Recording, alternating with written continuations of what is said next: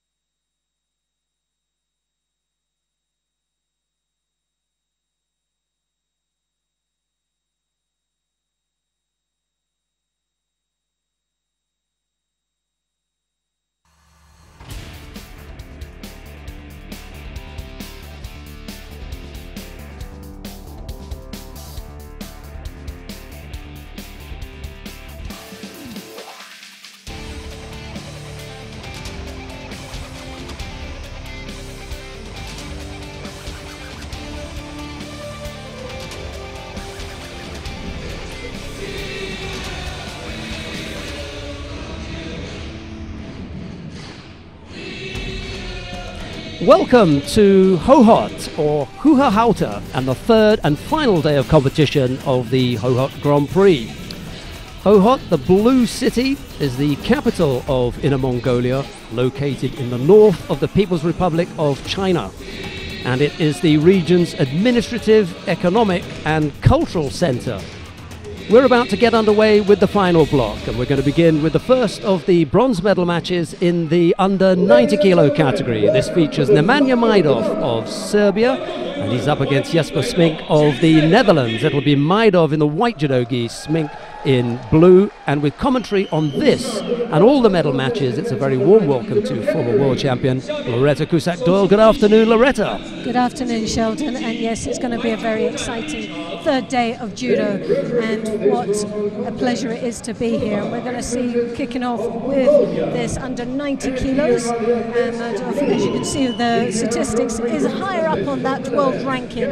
On paper, statistically, most probably is the favourite for taking the bronze medal. But as we've seen throughout today and the other days, there's been a few upsets along the way.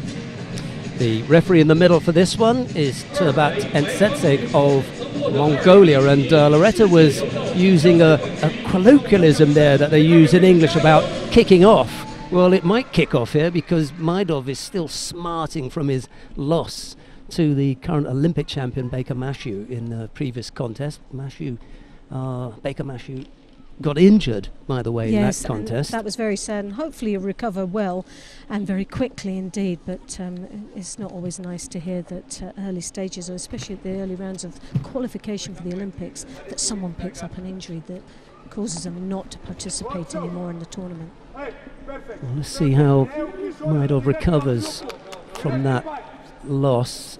I suppose the focus is on Majdov a lot more since his world championship since he win. won the world champion, the expectations was really that he was going to win this tournament, and as you see, we find him here in the bronze medal contest, battling away for a bronze medal itself, and he's up against a young up-and-coming athlete that's got a little bit of spark in him, and that spark's been firing quite nicely throughout the day. He's been a very impressive young lad from the Netherlands, and this European bronze medalist last year, and also in the Hague he took a bronze medal in the Grand Prix. So he's someone that obviously the Netherlands are going to really focus on in trying to qualify a position at the Tokyo Games, but he's up against a very experienced athlete. Smink may have some problems at home in the first instance in getting past Noel van ter End, because he's been off the boil for a while. Yes, Noel, he has. Yes. He's a terrific competitor, absolutely terrific. I mean, I'd have put him right up there. I think at one stage he was up to number 5 in the world, and deservedly so, but he's gone off the boil a bit, and maybe Smink has sensed his chance. Well, there's a real battle of the Kimikata here, as you can see it. Majdov drawing down on his opponent's lapels. He's got that sleeve where he's controlling quite nicely there, drawing it across his own chest, looking to attack on the right side of that leg with the Osota, but he stumbles, he loses a bit of connection there, but he stumbles his opponent down to the ground. Doesn't want to follow it through into the Niwaza. Obviously feels that there's a lot more opportunities in the Tachiwaza for him, so he's allowing that to sort of ride a little bit. No score as yet, but mercifully penalty free, because we've had a few dished out today, and it does affect the way that the fighters approach things, but this one, no penalties. Yes, definitely not. And like you say, it's always nice to see that both are battling away, both are engaging in this contest. It gives us that air of excitement, keeps us on the edge of our chair, hoping that we can just feel that something's just about to happen. And as you can see here, both really haven't secured a very strong grip as yet. Smink showing signs of wear and tear on that gi, all on the knees. He's probably there was an expert the way that the gi's worn out. Well, it's always a bit of a telltale sign. That or his mother's washed it badly. Almost caught him with the Osota there, didn't he? Yes, and there's a little bit of a threat there, that Osotogari, and as you can see, he's luring him onto that, but the referee feels that there hasn't been much engagement there from the Dutchman, and he picks up his first Shido, and he's got 1 minute in this contest to just turn that around and start engaging a little bit more and start taking the fight to the Serbian. A little bit apprehensive, and we'd understand he's obviously up against a very tough opponent, being world champion and someone who's so young and does lack that experience at this level of tournament.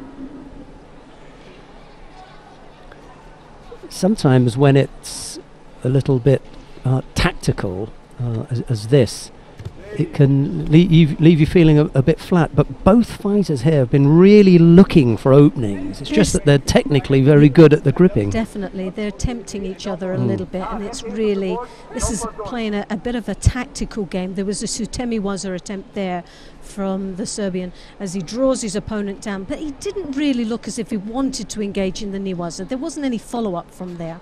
And that's one thing he's got to be careful, because the referee will be looking and seeing if it's a false attack or not. Is he really desperately trying to throw, which he didn't really get the rotation. He got no break of balance. He was just drawing him down, and there wasn't even a follow-through there. But this has been a really quick match. Those 4 minutes have just flown by, and now we find ourselves in golden score.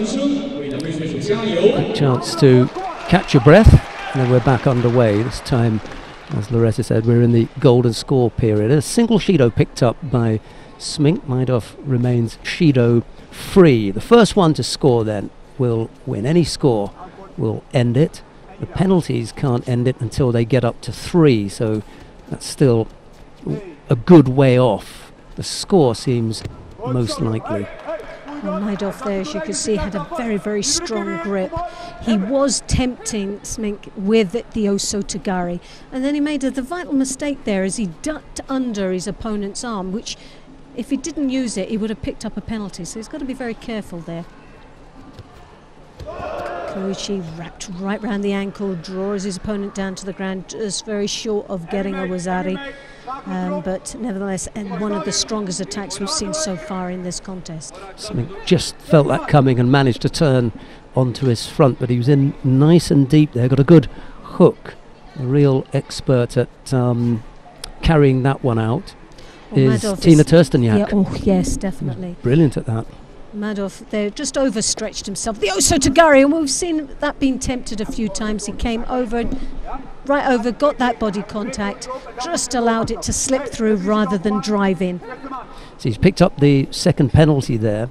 It was Smink that went over the top, exposing that side. He didn't go quick enough, and that gave Maidov the opportunity just to throw that effort in. And if your opponent can attack you with that unorthodox grip before you attack, it must mean you didn't attack immediately. That's correct. He picked up a penalty. Well, Maidov there, as you can see, I think he's now starting to play a bit more of a tactical match here. As you can see, there's 2 Shidos, the clock's ticking away, and if there's no action from both, it means both will pick up a Shido, but the third and final one would go to the Dutchman.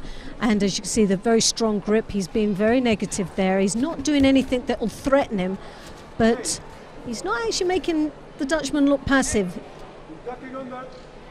He ducked again under that arm. He's conned him there, because for me it's Maidov who went underneath. Luckily they spotted it. Yes, and that's the second time he's done it though. And he's got away with it before.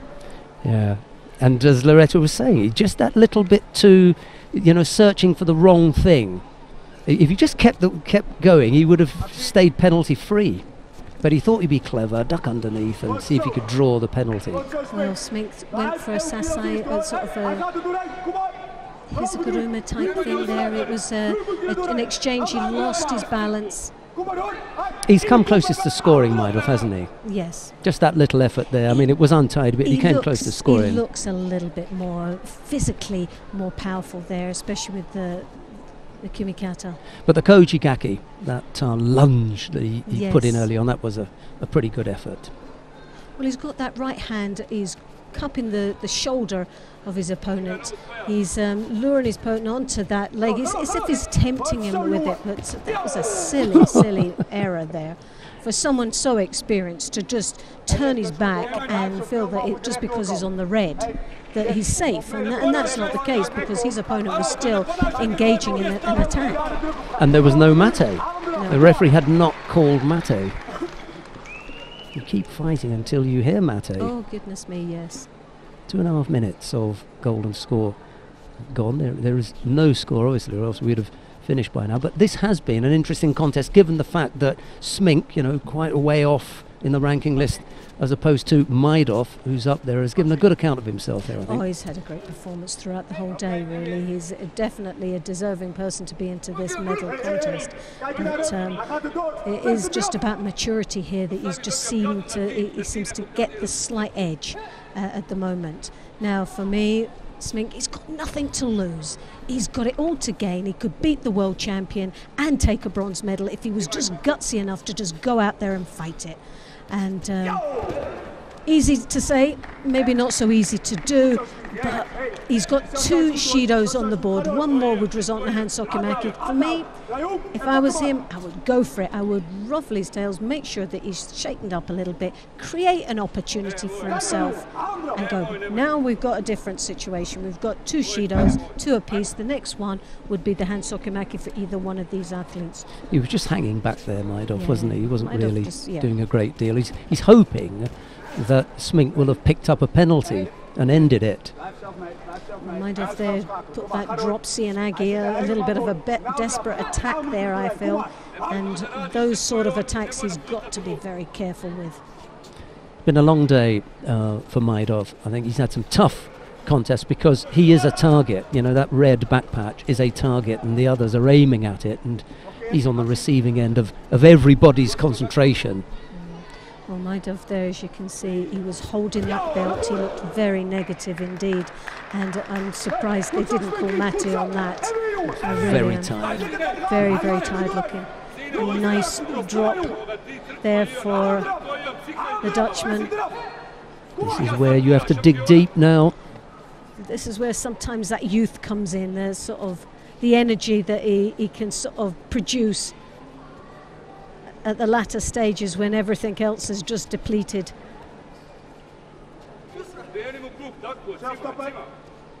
Maidov there, as you can see, he's trying to attempt to... He's engaging quite tightly there. Really finishing anything. He's just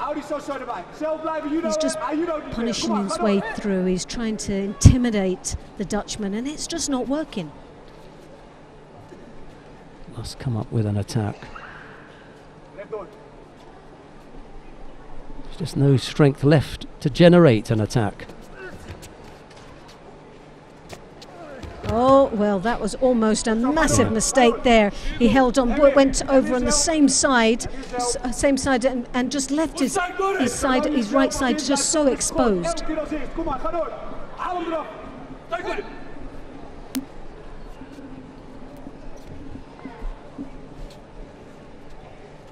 And that sort of attack is very, very dangerous indeed. Kochi trying a combination there. He really is tired. Well, it's not surprising. Look, we're already a minute over the 4-minute second contest. So this is the third contest. To 9 minutes. They're into a third contest here. 4 minutes the first one. We've already had now 5 minutes of golden score. But sadly, it's starting to look like a randori practice. This is where we are now. It's randori. Neither one of them, they're just hanging on. It's a bit of pride here now. But like I said before, part of me wants the Smink to just be gutsy, to go out there. Maidov knows exactly where the start point is, but he was walking back to the blue start point because he knew it would give him longer before to get back. He took the absolute longest route back. Well, he's got that right high collar grip. He draws on that and he comes in sideways onto his opponent, sort of tease him with that right leg a little bit, tempting him to go for it while he can then build up something as of a counter. But he just doesn't have the energy to generate something to follow on from there. I'm absolutely certain that the Dutch coach is telling him, you've got the world champion on the ropes, you've got to finish it off here. Just fight him, that's what you want. Change the pace of this contest. At the moment we're in the second gear. What we want is one of them to just go into third, fourth gear, explode it for the next 30 seconds. It's something that they're capable of doing, and that exposure and that change of pace is enough that most probably the referee would see as well, as far as who's going for this and who's just playing stalemate. Running on empty here, the two fighters. Maidov was the last one to attack. Yes. It wasn't the strongest of attacks, and at the end he fell off it. But I think it would be rough if they were to call false attack for that, because he actually put in as much of an effort as he can. Yeah. Well, I think that was definitely a good call. What you don't want to see at this stage now is somebody going out on a penalty, and that was that would have been very harsh. As you can see, he tempts him with that Osotogari. He's on one side, he leaves himself very vulnerable to that right side, and Smink is really... He's now he's that tired, he's stopping to think what he's doing. Well, he grabbed the legs, and there where you have it. Fatigue came in, the arms went down and touched the leg and threw it away. But a great win for Smink, and a bronze medal to add to his collection. What a way to lose. I'm not going to say a bruising battle, because it wasn't bruising. No. It was... They were out there a long time. Lost for words. I mean, he can hardly stand up now, Maidov. Absolutely took everything out of him. It actually turned into a bit of a randori, wasn't it? There was very little left in the tank. Right, coming up next, it should be the second of the bronze medal contest. Theodoros Tselidis of Greece should be facing Baker Mashu, but Baker Mashu was already injured in a previous contest. Let's just have a look at Tselidis now. Watch. What a lovely bow that was from Tselidis. And another one, which he hadn't managed all morning. Really? Well, I went and had a word with him. Did you? in the I said, "Oi, make sure you bow properly, or else the referee's going to have a go at you." Unfortunate for Tselidis that he didn't have an opponent, but as we say, Tselidis actually had a brilliant day today. It was a good day. He's had a brilliant performance today, and definitely. But it would have been a real battle for him for a bronze medal if Baker was fit. We've got the final of the under 90 kilo category. Gantulga Altenbanger of Mongolia faces Guak Donghang of the Republic of Korea. Gantulga in the white judogi, Guak in blue. The referee in the middle for this one is Roberta Curlia of Italy. Here's Loretta. Well, as you can see, it's going to be a very interesting match indeed in this final. Both had some battles along the way up to the final position, and it's now really the Mongolians obviously have a massive support here in this stadium. They've been supporting him and encouraging him all the way, and it'll be interesting to see how he performs here now.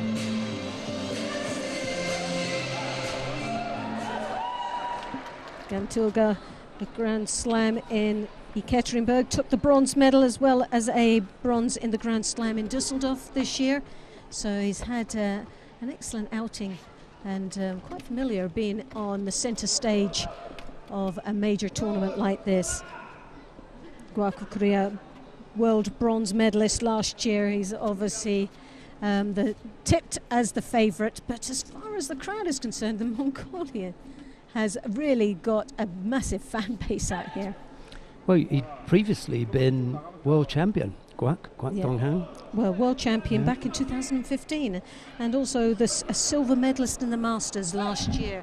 So it's no a very surprise strong, that he's strong favourite. athlete. Yeah. They even cheered the penalty. That's to tell you how much the well, it just local shows you crowd, how close to the border we really are with Mongolia.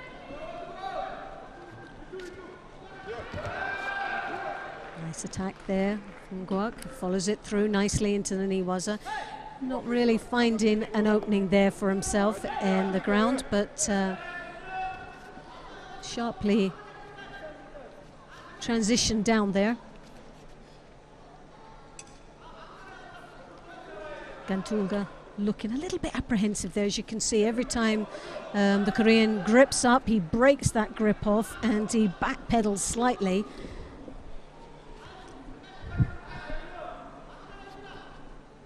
Looking a little bit anticipating there and intimidated by the Korean at this moment. doesn't look as confident out there. And picks up his second Shido now. So 2.5 minutes remaining and 2 Shidos up already. So that is not a good start and changes the dynamics of this contest considerably. And Gantulga really has to now start opening up and coming forward and engaging into this contest. He does there with an Ashiwaza. Didn't really secure a good, strong enough grip to follow through with the throw. He's got a high collar, left hand on his opponent's right shoulder there. Guak looking quite strong in his positioning. He comes across with the Oso Tagari, bounces off that leg.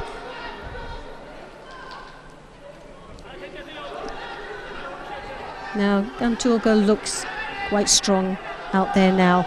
He's taken a little bit of control for the first time in this contest as he controls that lapel. Turns in, but a little bit vulnerable on the Osota. Tried to get off, lost his balance.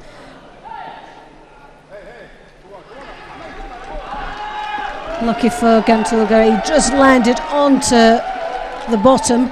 As you can see, tried to come out there and just clipped his heel on the back of his opponent's thigh.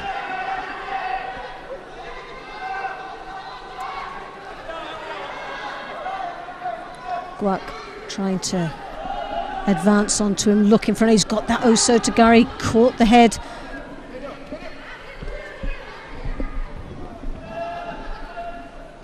Now the left hand high on the collar, trying to draw down Gantulga down to his size. He has the slight disadvantage of height there against Guak.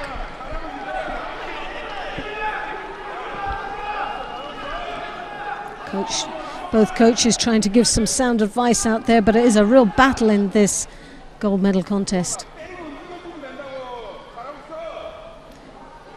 Well, Guak, well, this is always a bit of a telltale sign, isn't it, when they ask both athletes to tidy themselves up, especially when you've got 2 Shidos on the board. And we know that in that case it would only go one way. Yes. Even if they were to give Guak a penalty, they would also penalise Gantulga at the same time, exactly. And then that would be the end of it.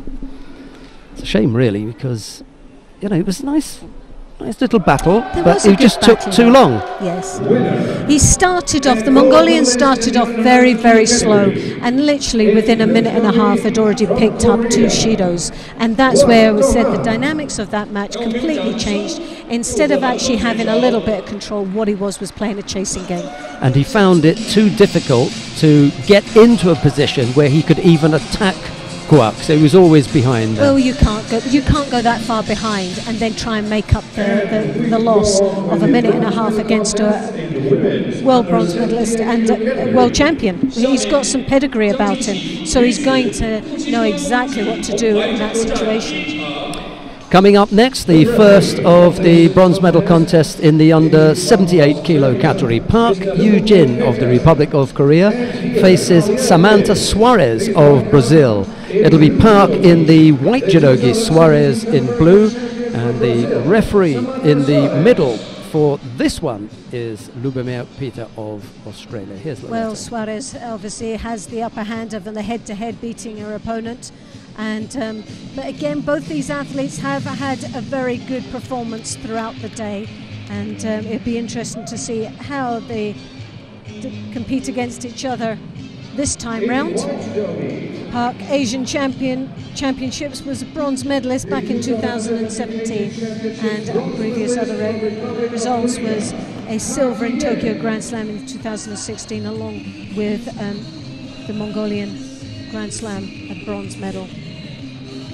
I've liked the look of Suarez today. She's been aggressive and very combative, so could be problems there for Park. Definitely, I think she's had a great performance.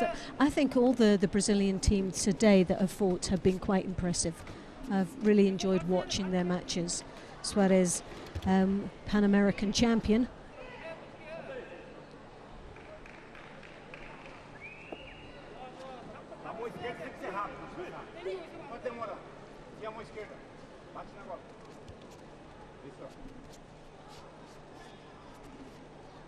As you can see, slight height advantage for Park, as she's quite a strong, upright type of athlete there, uses that height to her advantage, got that long reach as she throws the right arm across, catching her opponent's left lapel.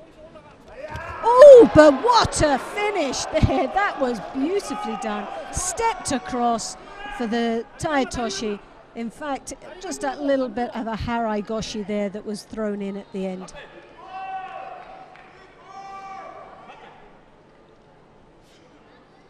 But she's caught it, and then the pure upper body control there.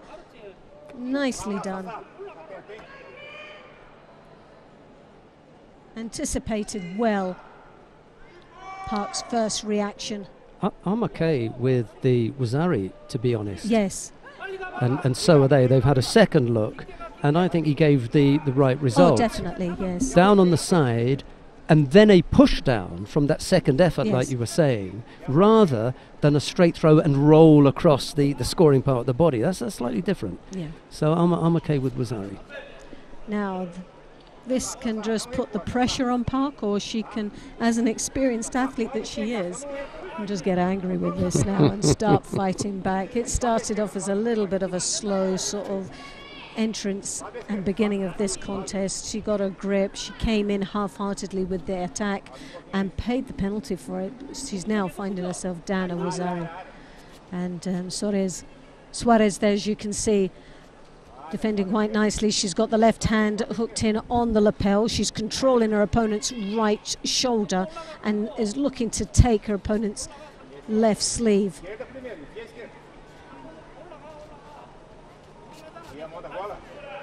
Once more, she's first onto the grip, the Brazilian.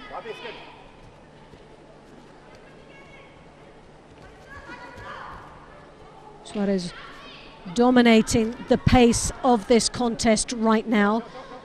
Park drops underneath her opponent, looking for something there, totally misjudge that attack, finds herself now into the niwaza, and Suarez was just looking to create something special down there, but obviously there wasn't a lot on offer for her, but valuable time got ticked away while she was down on the ground.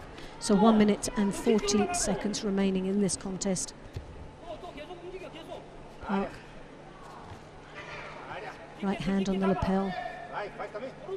This time Suarez taking second best on the grip. In fact, only has one grip on her opponent, and that's just the sleeve grip.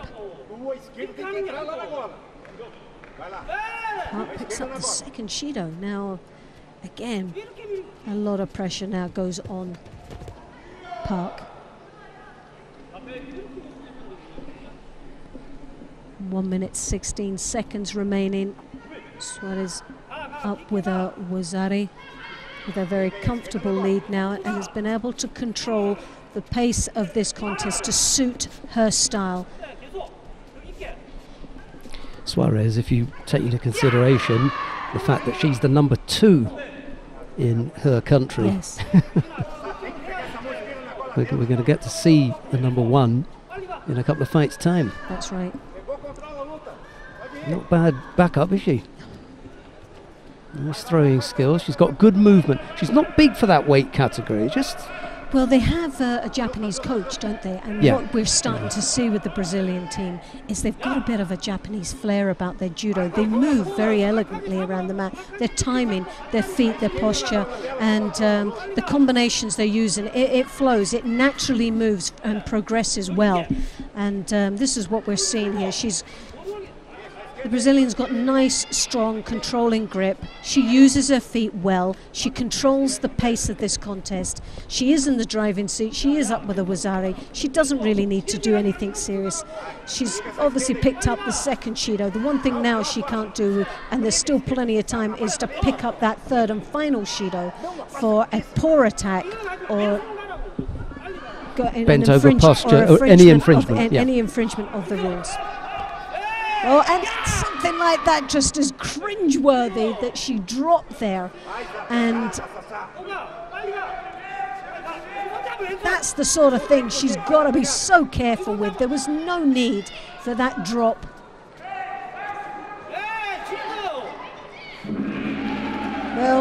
I can say, it was a good thing she didn't have longer with two Shidos, because I think we could have seen a different change there of result. Two things really very quickly to look at here. In the last 15 seconds, people could be jumping up and down at home saying, oh, she was given a bit of a bye, you know, and they could have called a penalty here or there. She was the one who had the positive score. There's no rule that says, correct. you know, you've got to get a pass. And the other thing that you've got to do is to look at Park, who's now going to bellyache, saying, oh, you know, in the last 15 seconds she was running away from me. You had 3 minutes 50 seconds to do something. Exactly. You didn't do anything. Exactly. Your opponent scored.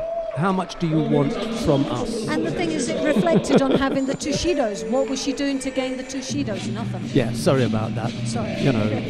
That's the world of judo. And not the most attractive, but I'm not going to go against what look at that. That was judo. Lovely. That yeah. was nice. That's what we want to see. The rest of it was a bit of a survival out there, but Park didn't capitalise on it. She could, for someone of her quality, she could have done more.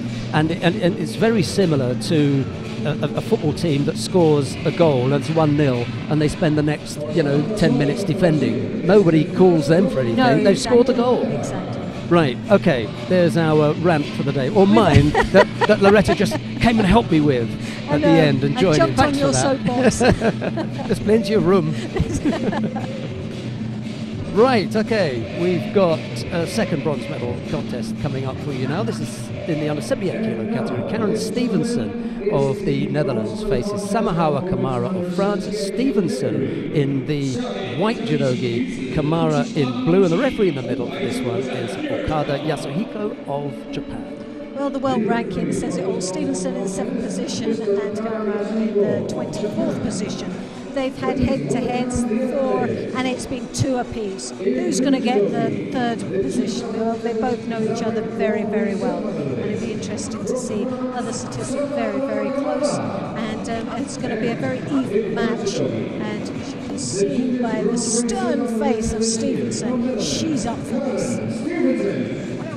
Yeah, this is going to be a tough battle. Right now in the under 78 kilo category in France, it is carnage. They all want a piece of this weight category. Well, it is a very popular weight category for the French Chamillo, team. But also, Malonga. the list is endless. Come and get it.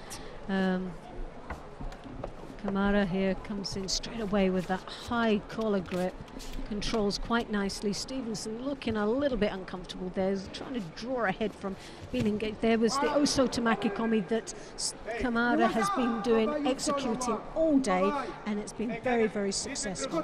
So Stevenson's got to be careful. She's got a Warazari against her. I'm going to put my mouth, put my money where my mouth is, and tell you that a French fighter is going to win the Olympic Games at under 78 kilos, but not in Tokyo.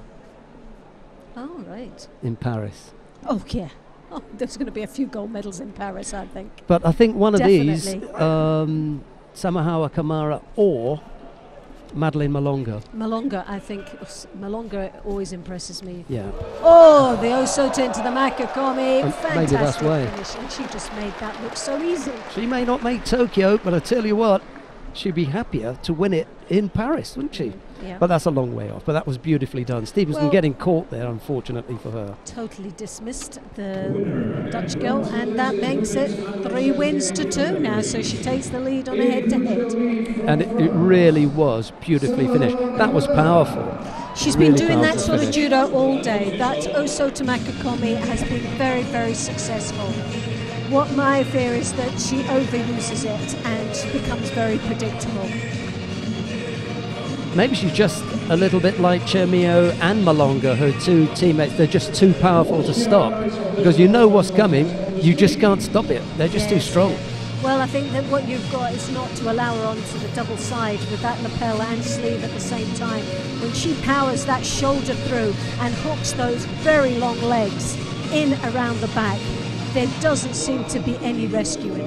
Absolutely correct. Once the sleeves are caught, Stevenson can't get off that. So any any movement that's remotely close to the target area, and she got it perfectly there, you're going over. Well, she's got two hands on that sleeve. She's got one on the top, she's got the other one braced in, and her shoulder is tucked in right underneath the arm, the actual shoulder itself. Right, we come now to the final of the under 78 kilo category. Mayra Aguiar of Brazil faces Sato Ruika of Japan.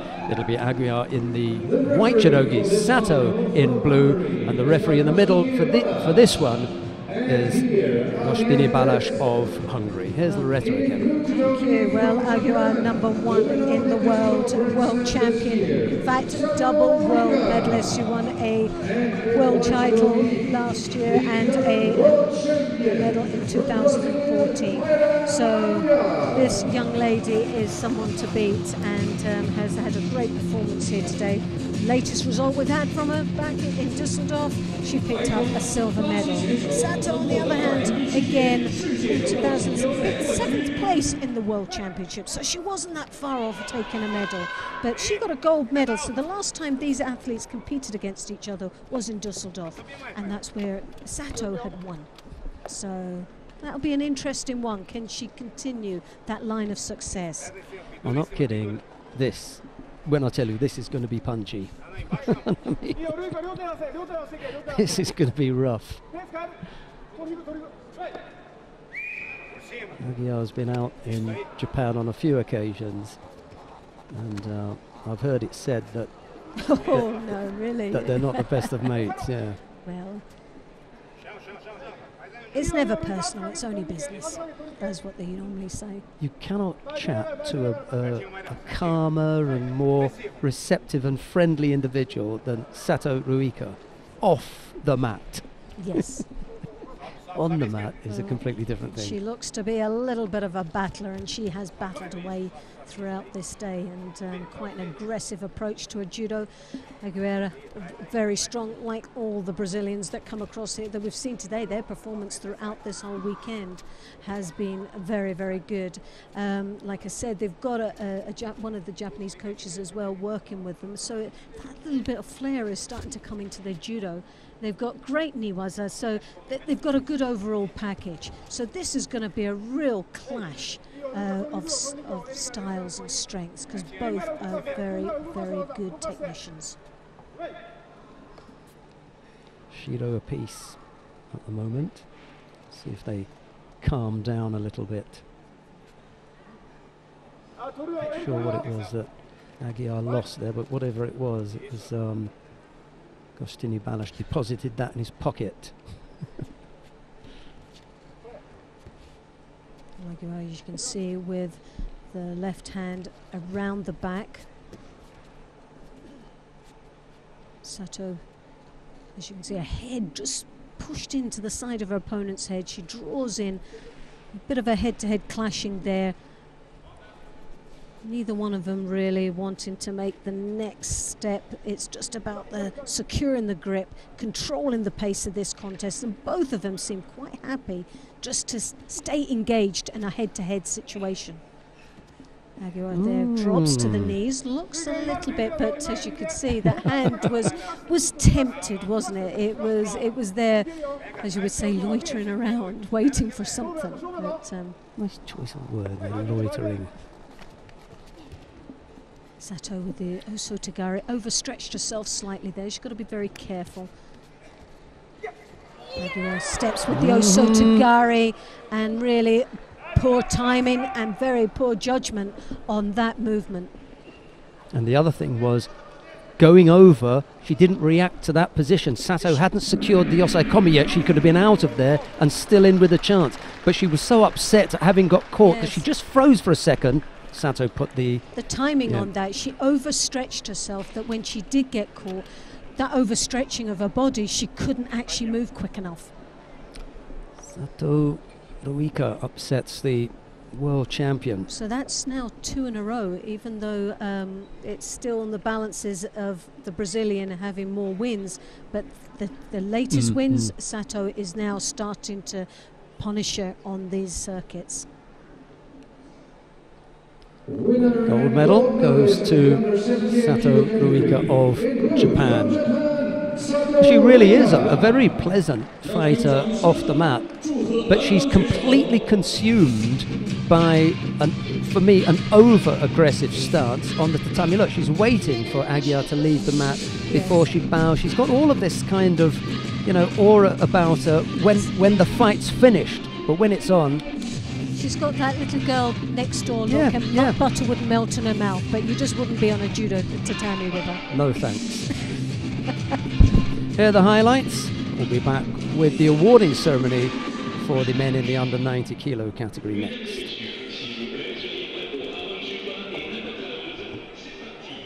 You can watch the highlights of this one on the screen.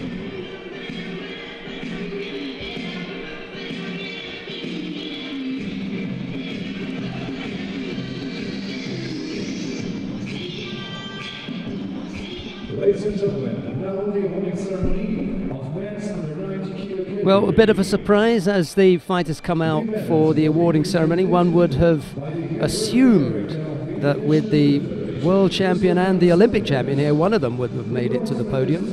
That has not been the case. Right, Jan Schneiders, the IJF head refereeing director, is presenting the medals, and the first of the bronze medals goes to Jesper Smink of the Netherlands. That's actually Theodoros Tselidis of Greece, and there is Jesper Smink.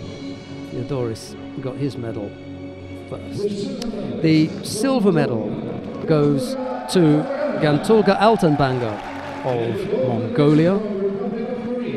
The gold medal goes to Kwak Donghan of the Republic of Korea. I do like the outfits, they're really smart, aren't they, the presentation. They're beautifully displayed, aren't they? And there's been a lot of talk about, Formula One and boxing and this sort of thing about the way that, the presentation is. Look at this, Yes. Traditional dress, perfect. No one's going to say anything. It's very classy, isn't it? It's absolutely. a very class act.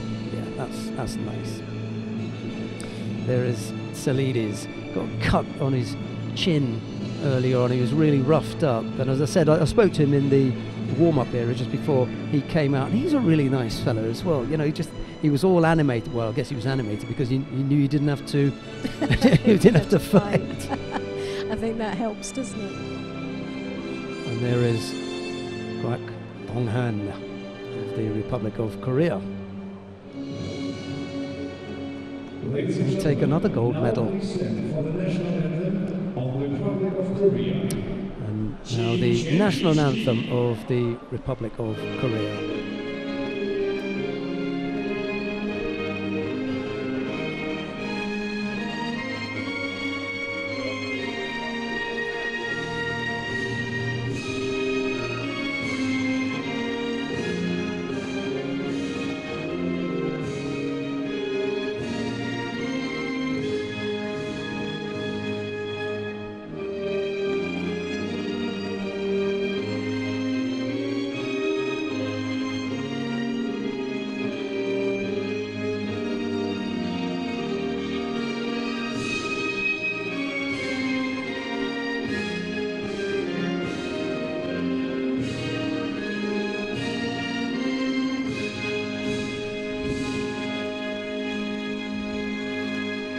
Thank you very much. We now invite the officials to come together for the family picture. Well, apart from the Japanese, the South Koreans are the only ones who've managed to win more than one gold medal. That can change. We've still got a few medals to be dished out, but Tselidis and Smink were the bronze medalists. Gantulga took the silver. It was Kwak who picked up the gold. Right, we've got the under 100 kilo category coming up next, and the first of the bronze medal contests features Nishiyama Daiki of Japan.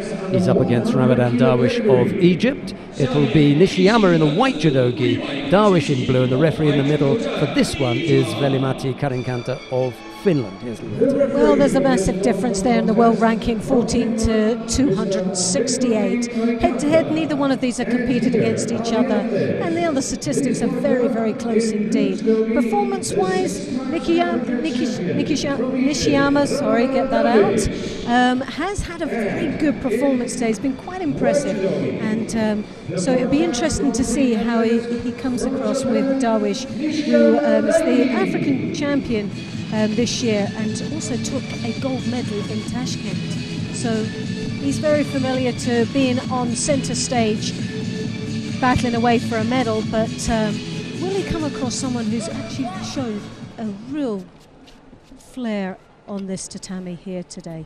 I'm not trying to be funny, but Darwish has got more tape on him than the mummy. He's gone over. Nishiyama there, what a wonderful start for this young, and this is what he's been like all day. He's been very impressive. Could so easily have been upon there. Nicely controlled. Darwish now takes a high collar grip, drawing his opponent's head down, making him look quite passive there, and Nishiyama looking slightly uncomfortable with that. Really needs to get out of trouble there. He doesn't look like he can respond to that well. The power of the Egyptian is most probably the thing that's overwhelming him right now.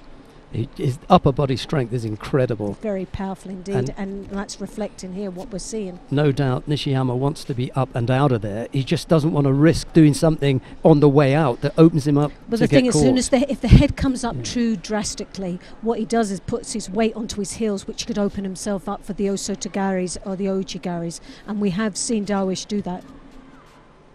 He looks for that reaction.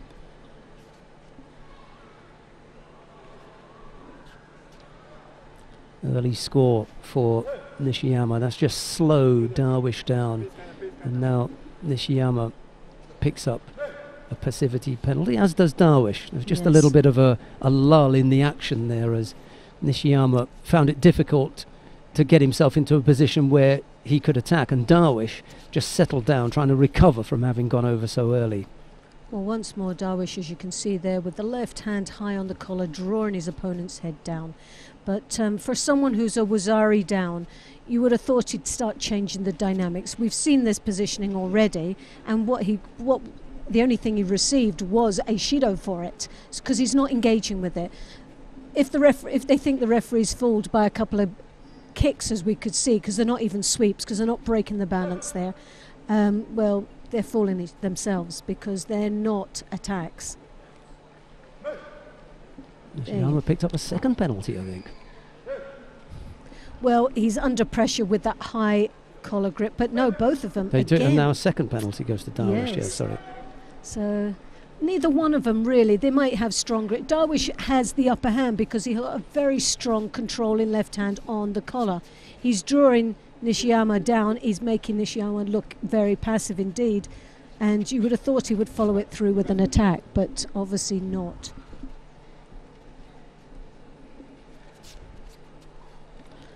It just looks a little bit, okay, I'm going to have trouble with Darwish because he's so physically strong, but what I'm not going to do is to put myself in a position of being thrown. As a result of that, however, he's picked up that one penalty for passivity and then the other one for blocking. I think Darwish's confidence got knocked a little bit through in that first opening attack, where he's obviously down a Wazari for it. And although he's very strong, he's not prepared to open himself up, hence the reason the two Shidos. But if he doesn't, he's going to really kiss this bronze medal goodbye.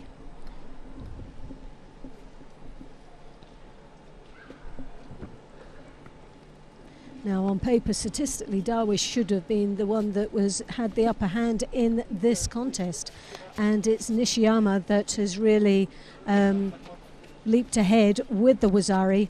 And tactically, he's doing enough.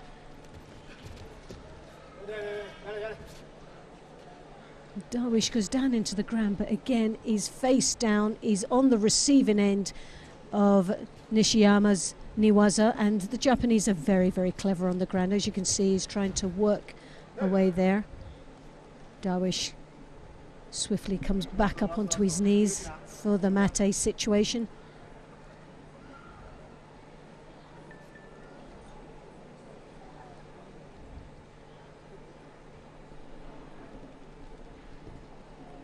It was on the cards, wasn't it? Well, Unfortunately. definitely. For someone who was a Wazari down. And bronze medalist in the under 100 kilo category. I mean, it almost came as a shock to Yes. Darwish, but only to him. Yes. You know, that's the way it was going. Well, Nishiyama had been doing judo like that throughout the day. He was always going to be a big thrower. He was always going to be a threat.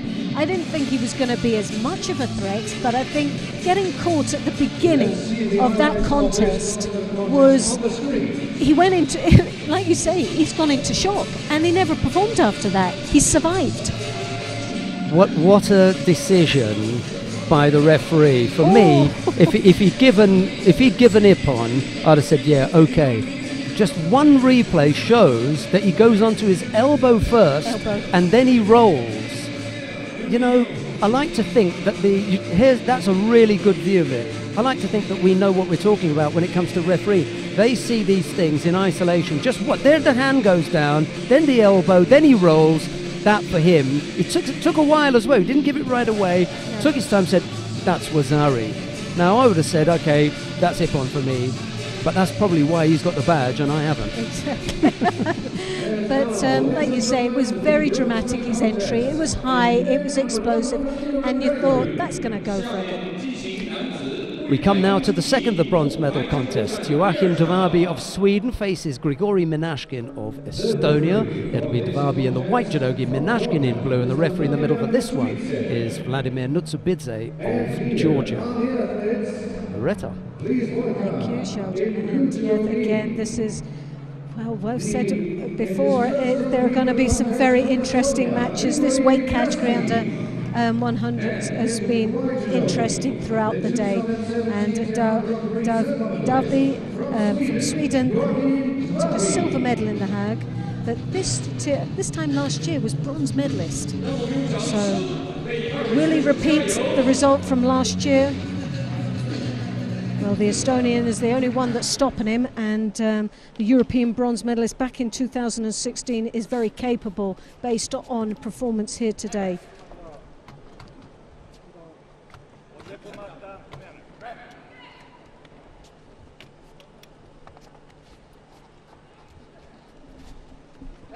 Well, straight away, both of them come out battle away, but the first mistake is made by the Estonian, who takes an illegal grip, picks up Ashido. Davy also Ashido, one apiece now, and less than 30 seconds. Well, that's not a very good sign, really, is it? No. Both of these would have liked to have avoided picking up a penalty. And the thing is, you know, sometimes, well, there's no right time to pick up a penalty, but there's definitely a wrong time. And the first 30 seconds is one of those times, I think. Devarby sporting a shorter than average haircut this time round, trying to match Minashkin, I think, although Minashkin may not have had anything to do with I would say that was the hair cutting. A natural development, as you would say. Minashkin and I have got the same barber. I always say he's just grown out of his hair. That's the one thing you could say. He's just grown out of it. A nice attack here. Minashkin coming in with the hips. The foot was hooked round. Looked like the combination of the Uchimato combination there. Was that everything he had to give Minashkin there, do you think? He was so close, a little bit more, and he could have caught Devarby. Devarby, I think, really was able, he anticipated it well. Closed him down, didn't he? Made it very difficult. He clamped onto it, he jigger-tied on the back of that and just clamped it. Loretta showing her command of the Japanese language, in particular Japanese that we use in judo. You don't often hear that term now, jigger-tie, because it's almost removed from our modern-day competitive judo stance. It used to be the bent-over posture that they've just taken up. There you go. Just to brace it. That's the jigger-tie position, bracing down. Both knees bent. It's always going to happen, isn't it? You say it doesn't happen anymore, and then they just And then do you it. This time it's Dvabi who comes up with an attack that almost unsettles his opponent, but I don't again, think it was very threatening. he was moving away from him, wasn't he? The sad thing about it, when you look at the size of Dvabi, he's very tall, but he doesn't use that height and those leverages to his advantage. He's got a smaller opponent who's built like, without being disrespectful at all, he's like an OXO cube. He's solid. He's very condensed, but he should really start to break that up and use those long limbs to come through. The Uchimata, the Osotogaris, Kosotas really try to ruffle the Estonian up a little bit, but he's playing the same game as him. He's actually just matching. Oh, now. Well, he can't score. He can't score. Yeah, Dvabi, and look at that. Straight into the Osakomi. He landed him hard enough that he literally took the wind out of his sails, didn't he, really? And Nutsubidze, the referee, unfazed by that little action. He realised very, very quickly that Menashkin was the aggressor. Dvabi was coming up with the counter. Unluckily for Menashkin, Dvabi was able to take it over, but couldn't come up with the score. He went into the Osakomi, and that was the finish. I found that a little bit strange there, because I didn't think the Osakomi was that strong. He was winded. He was flattened. Just knocked him out. Just knocked him out because he could not move. And I suppose he couldn't believe that he'd come so close to scoring that he had taken him over. He also had to realise, oh, I'm not going to get the score here, but nor is he. But it's too late. I'm in the Osakomi. You're right. It wasn't the strongest of Osai was. On any other time, well, here you've got it there. He landed first, but how? I don't know. He didn't even land heavily to be winded. No, not at all. But he's in the Osai and he's gone. But he never even made an effort. No, that's the thing. There was no effort whatsoever. Let's just see where his right arm is. Oh, it's wrapped up underneath. It's wrapped up. So obviously the arm lock is there as well. Yes. He most probably, if he had braced or turned away, he could have applied the arm lock. Very interesting. Well, it's gone right round the waist, hasn't it? Yes. And it's right round. He's got it completely wrapped up. We only had the view on the other side, and he didn't have anything there. Yeah, well, he nicely controlled that, and he would have got the score if he hadn't landed first. Yeah. But nevertheless, he landed him straight into the Osakomi, and as you can see, the arm is all the way out, and he had his arm braced under the elbow, locking the position. So obviously, just rather than get injured. Right, we come now to the final of the under 100 kilo category. Cho Guam of the Republic of Korea faces Kazbek Zankishiev of Russia. It'll be Cho in the white judogi, Zankishiev in blue. And the referee in the middle for this one is Turbat Engtsetsig of Mongolia. Here's Loretta. As you can see, these athletes will battle away for a gold position. Cho, very impressive throughout the day. Defeated Menashkin in the semi-finals to find himself here in this final. And Darwish obviously was defeated by Zankishkin.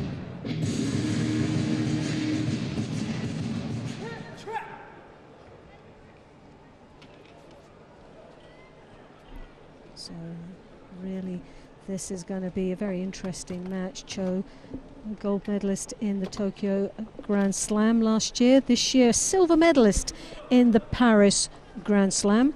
So very strong athlete indeed. The longer this contest goes on, the better it'll be for Cho.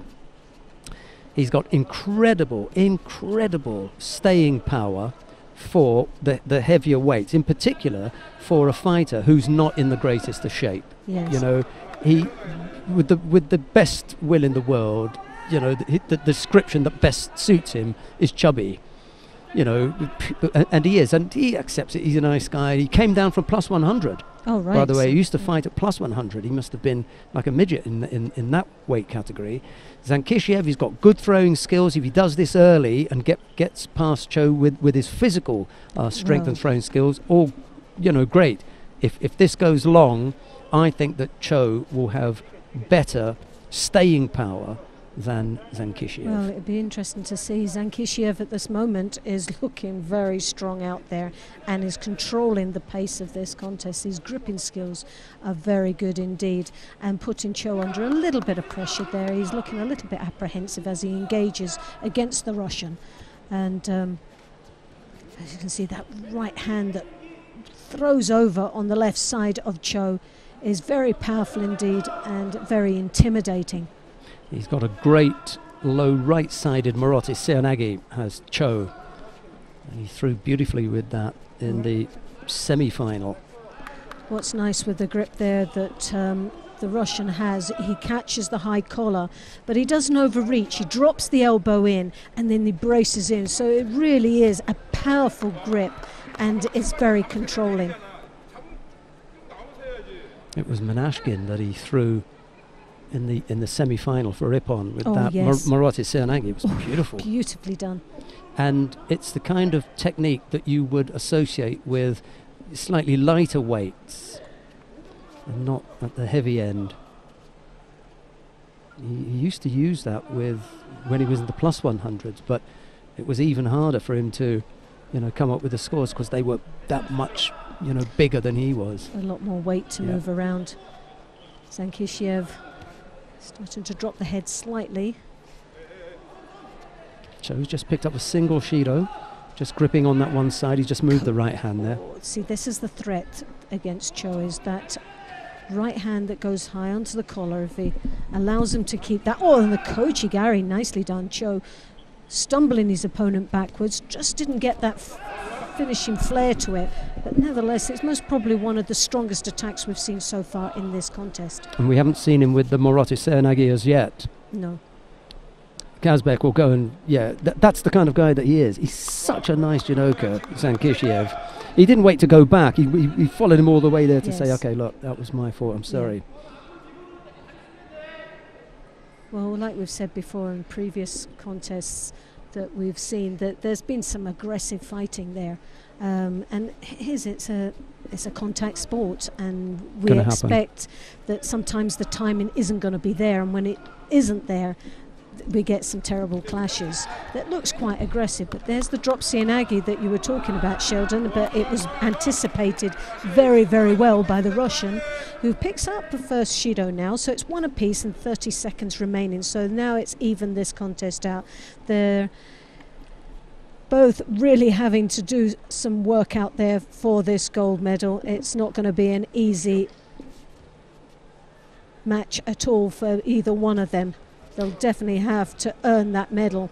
The problem for Cho is that Zankishiev really hasn't put out a tremendous amount in this first part of the contest, because we are going to have a second. We are going to go into a golden score here. Yes. And Cho would have liked to have seen, or Cho would have liked to have been facing an opponent who'd been worn down more. It's not the case. Zankishiev is not breathing heavily as yet. Yeah, he looks in good condition. Now, I was thinking somewhere along that, as soon as the opening of the golden score, someone was going to fire in a big throw.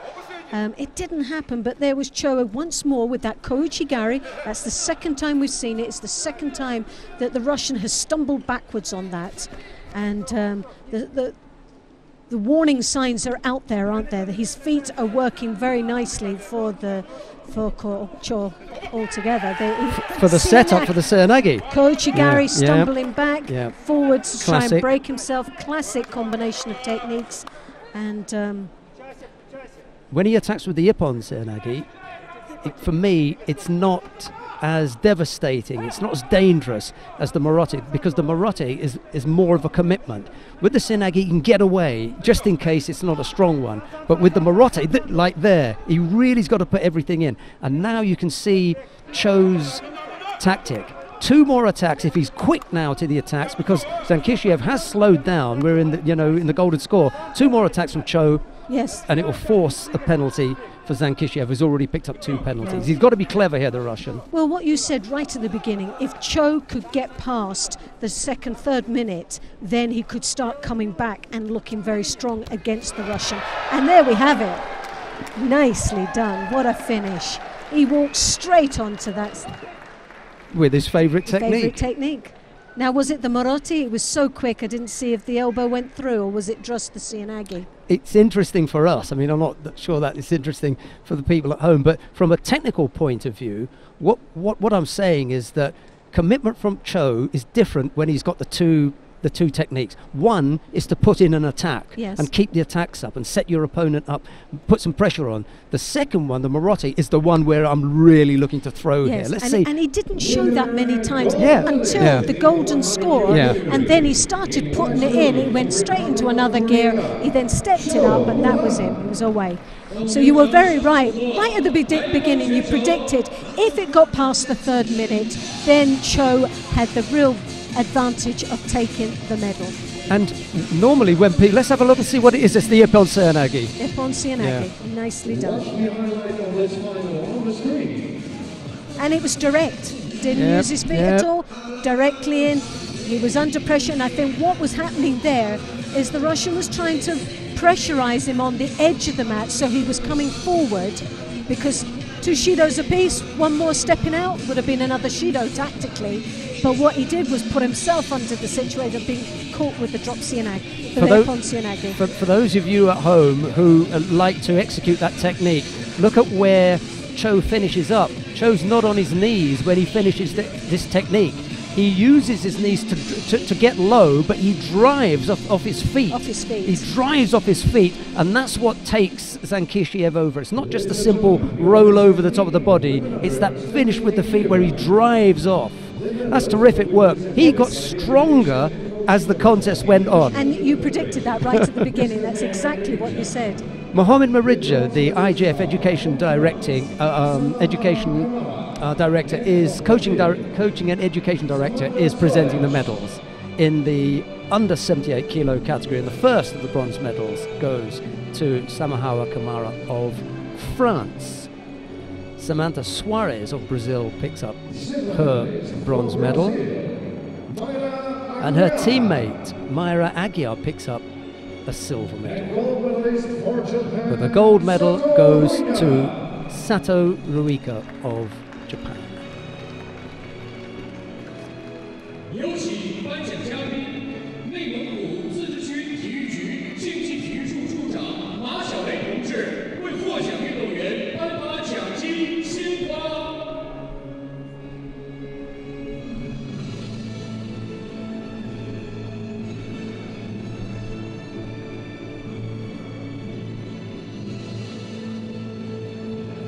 Checks and flowers for the 4 medalists as well, and the flowers are normally little gifts that the fighters give to either someone who's been helping them with their judogi, or in the warm-up area, one of the volunteers all day, or maybe somebody back at the hotel, one of the staff, because you can't take them with you. So it's a nice little souvenir. They don't give away the checks, by the way. Those they take home. Definitely, and who would blame them? Now the national anthem of Japan.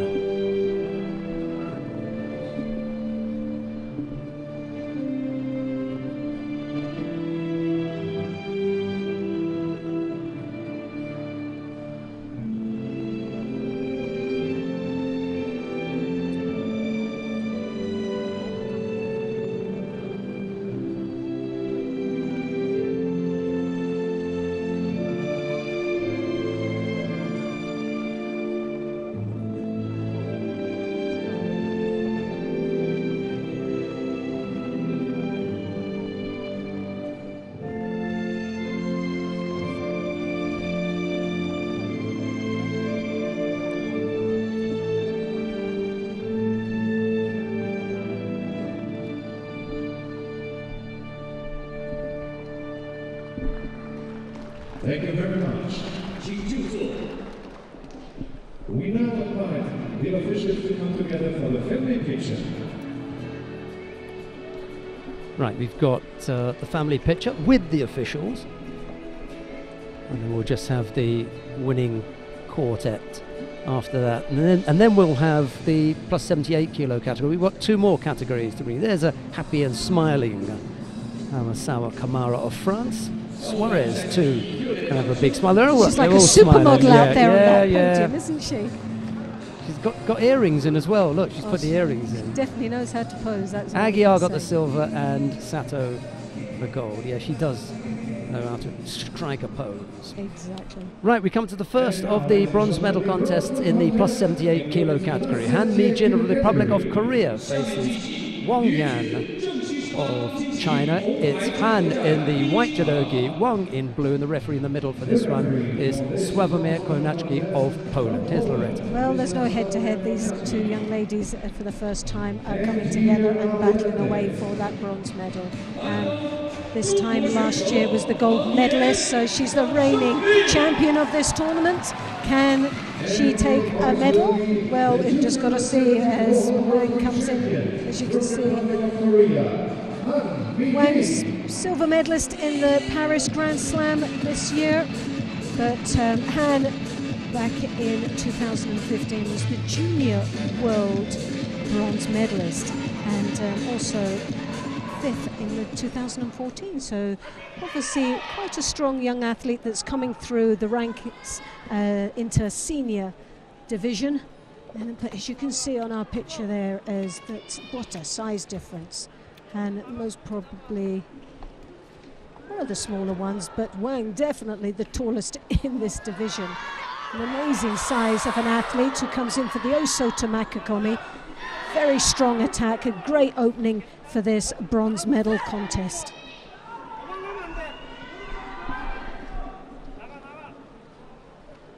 And this is going to be the real danger for Han, is those long legs of Wang coming through. She's got the high collar grip, as you can see, the right hand on the collar, controlling her opponent's left side, and really can't get past the defences there. As you can see, she's blocked out, and once more the Osota Makakomi is there again, but this time scoring a Wazari.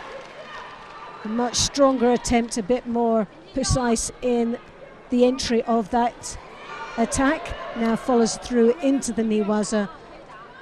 Doesn't look as positive down in the Niwaza as she does in Tachiwaza. But here you have it, she pulls on that lapel, the leg comes, big Harai Makakomi there.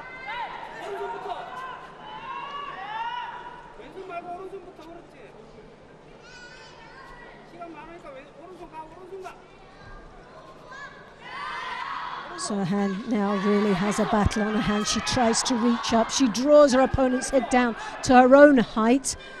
Very hard to do when someone is so tall, but I think that's what she needs to do. She cannot compete against someone who's so tall and leave her standing still. She has to move her around. She has to draw that head down towards her shoulder, so it creates an opening for her, possibly with the Sianagis, which would most probably best advantage for her. But there you have Wang once more hooking in for the Uchimata.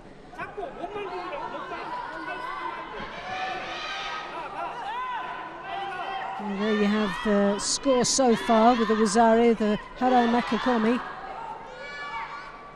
Typical heavyweight technique. Definitely, and when you've got legs like that, why not? And that's when it's going to work for you. The size of this young lady from China. Well, Chinese have got 18 months in which to prepare someone for the plus 78 kilo category. I'm not sure whether this will be their choice, but there's time. Potentially there's a package there, isn't it? She's a very, very tall, strong looking heavyweight, and a natural heavyweight. and there's something to build. There's the framework for her.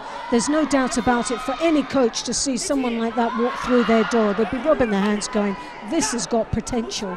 And definitely she's in fighting for a bronze medal here in one of the first qualification for the Olympic Games. So she's heading in the right direction for China. And Han really is overstretching herself here. She really is trying desperately to get past the strong defenses of her Chinese opponent. But it's a real tall order. She really needs to start changing the pace of the contest, breaking her up a little bit and trying to get under the centre of her balance. Maybe even looking at taking her to the rear. The coach is stumbling her around. Seems to be the better option for her.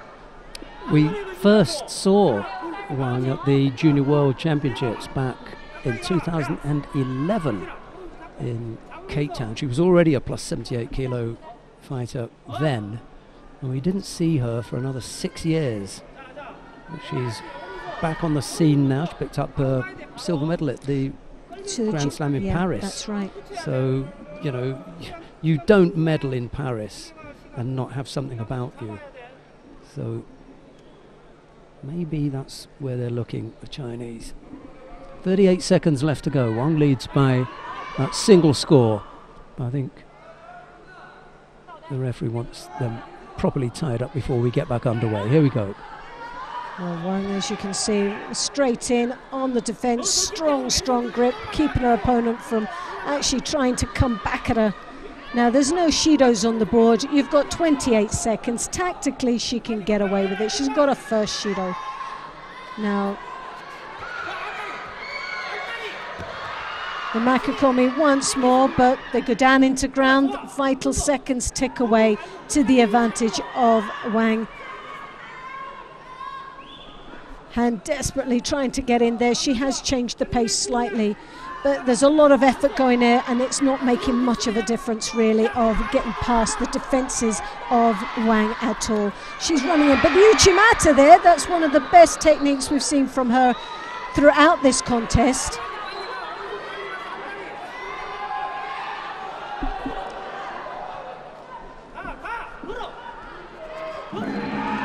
Well, there you have it. Wang takes the bronze medal for China. And the hand goes up to celebrate.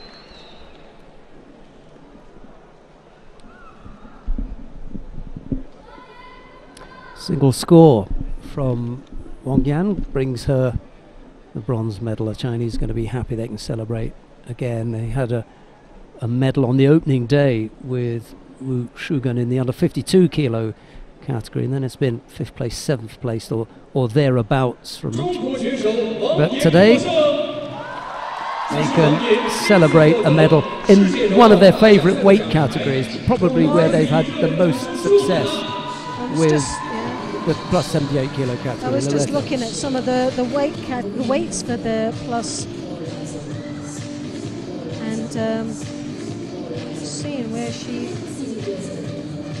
115, 120 maybe? 120. Really? She wasn't the heaviest. Oh, that was a good guess, wasn't it? 120 kilos, yeah. Oh, good guess, Cheryl. Well done. I'll tap you on the back for that one. Yeah, she's the second heaviest. The heaviest was, let's have a look now, Li of China. Yeah. Who weighed in 155 kilos. That's a big lady, definitely. Quite scary.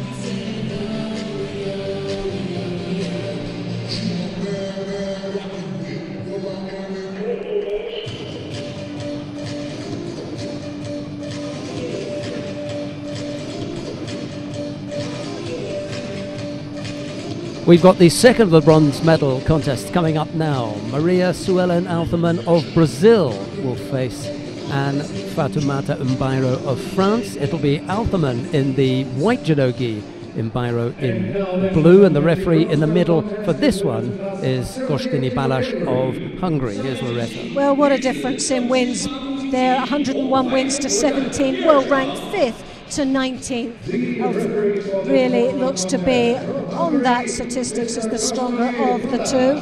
But Mbaro today has been very impressive. She's a very strong young lady from France that even in that picture looks very determined. In Tbilisi Grand Prix, took a bronze medal in Zagreb, also a bronze. And Efman of Brazil, Masters back in 2015 was a 5th place, and this year Ettenberg was silver medalist in the Grand Slam. The world silver medalist back in 2014 is obviously got to be our favourite for a bronze medal, but as we've seen throughout this competition, that's not always the case when it comes down to the head-to-heads. France are going to be looking for a replacement for their Olympic champion, Emily Andiol. Delphina there, as you can see, straight in with the Makikomi. We've seen that a couple of times today. Got the leg trapped. It's not an osakomi, the leg is trapped, or is it? No, it's not. No, she's just got... It's not trapped. She's not only got hooked, one leg over the top, but she's not hooked it. The leg that was hooked was Althaman's. Yes. Well, that was a very quick win indeed, and a very convincing one. So Althaman takes the bronze medal for Brazil without any problems whatsoever. Still a bit of work for Maria Suellen Althaman to do. Got to get past the Koreans and the Japanese. They're causing her problems. Mbara's still got time to develop as a heavyweight. Just walked onto that though. Well, you quite rightly pointed out she's got 17 wins as opposed to, how much was it, 101? 101 wins. So, you know, she's only been out there for a while. There's a lot of There's a learning experience process, under that belt, isn't there? And as you can see, that high back grip that she had there, powerfully executing the Makikomi. It's going to be very difficult for Mbaro to get off that.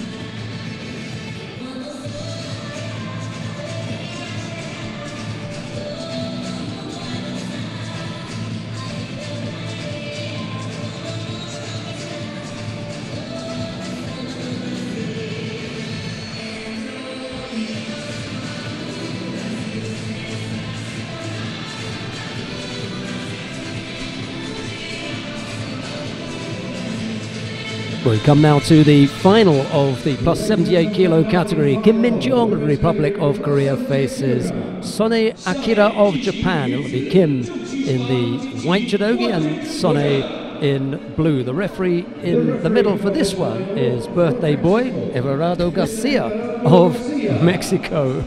Well, the world number 2 seed is obviously got to be the top favourite.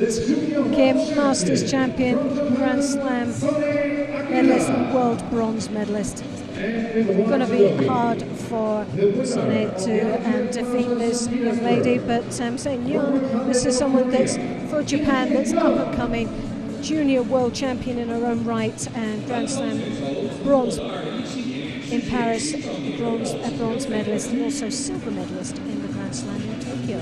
So she also has picked up some very impressive medals, but I think this is going to be a very tall order when she comes across Kim of Korea. Number 2 in the world at the moment. She was at one stage the world number 1, Kim Min-jong. I don't think Sonny's going to worry about that. Oh no. She fancies herself as being the world number 1. Well, at least as far as the juniors are concerned, well, anyway. The juniors are concerned. She's got, well, she starts off in the right way. There's no doubt about it.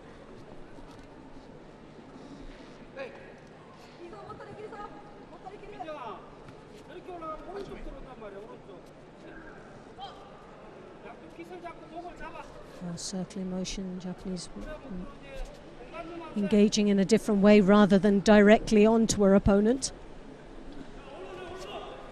Kim takes the first grip, looking for that lapel. She's got it now as she throws the left hand over onto the collar, trying to draw her opponent's head towards her.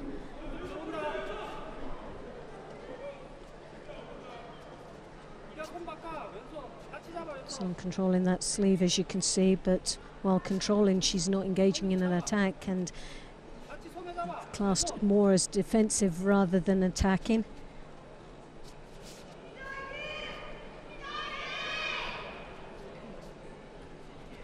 Kim again rotating around her opponent, looking for a way in. Catches the lapel, hooks in with the Ouchigari. The arm goes over the top. She's now on one side.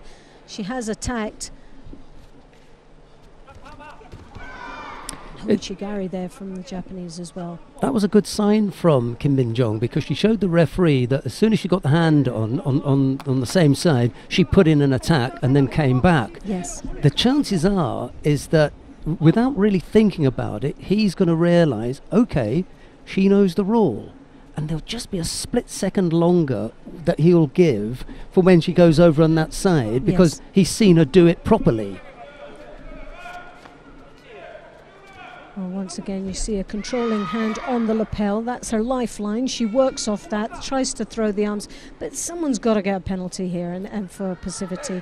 And I think Son should be the one to get that. She really hasn't done too much, but Kim gets it, and I think there should have been one apiece there. Well, to be fair, I think it should have been one. Lack of engagement there for Son, but obviously the pulling down as a defensive action from Kim. That so for two different penalty. reasons. Yeah.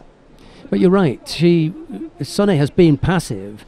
Kim was doing all the attacking. She threw in that last attack that was a false attack and ended up picking up a penalty. Well, that was a nice Seoinage attempt there from Sonne, who came in quite deep this time, broke her opponent's balance, didn't get the finishing flair to it to create the score, but nevertheless it was the first time she looks like she had a bit of the upper hand in this contest. Kim, right from the beginning, has dominated with the kumikata. She throws that left hand over the top again. The Ouchigari! And yes, that's a beautiful score there. As Kim threw that arm over, it left herself very open and vulnerable to the rear, and it was capitalized from Sonne. Just the foot out, and that's it now. Well, that's it. Nice bit of Niwaza as well. The transition was there, and Osukumi has been called. Maybe Munigatami. Maybe I can't see what's happening on the other side, but looks okay from here. Yeah.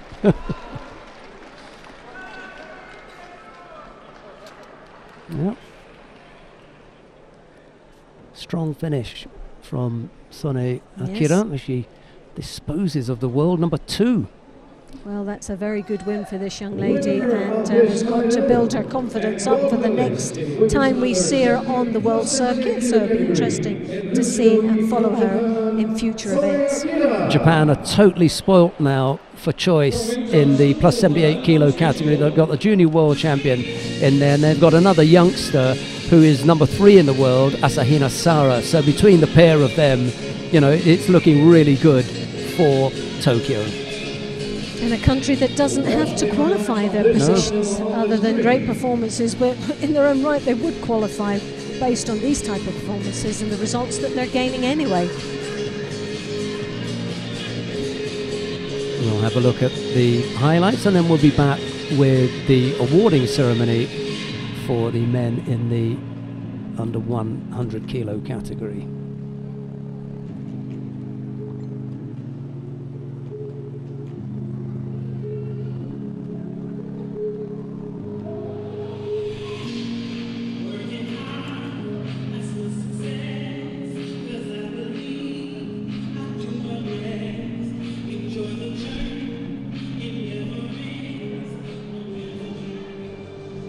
Ladies and gentlemen, the awarding ceremony of men's under 100 kilo category. There are the athletes ready and lined up. The medals are going to be presented by the sport director of the International Judo Federation, Mr. Armen Bagdasarov.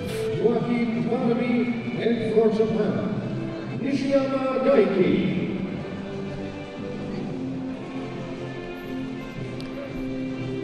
The bronze medals are being presented first of all to Nishiyama Daiki of Japan and to Joachim Dwaby of Sweden.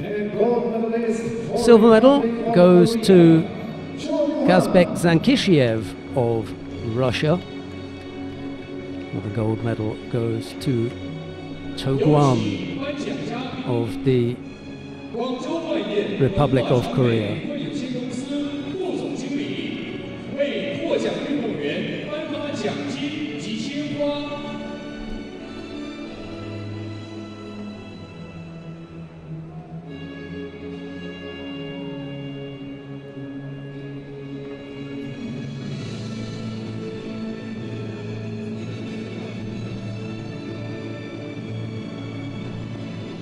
Ladies and gentlemen, now please stand for the national anthem of the Republic of Korea. And now the national anthem of the Republic of Korea.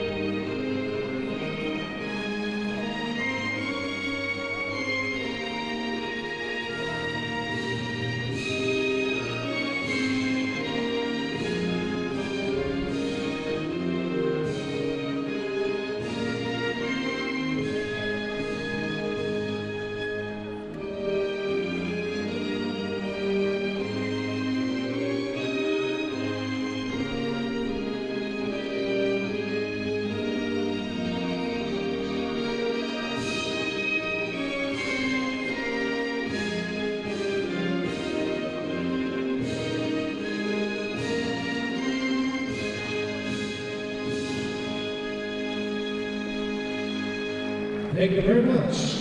I now invite our officials to come together for the family picture. Nishiyama and Davabi were the bronze medalists.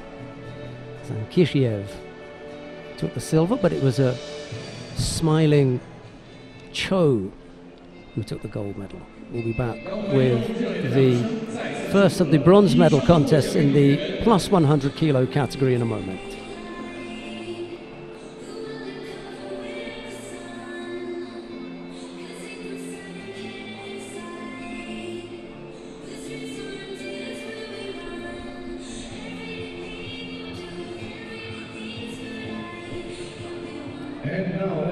Javad Majoub of Iran faces Rafael Silva of Brazil. It'll be Majoub in the white judogi, Silva in blue, and the referee in the middle for this one is Hyun Sok-hee of the Republic of Korea.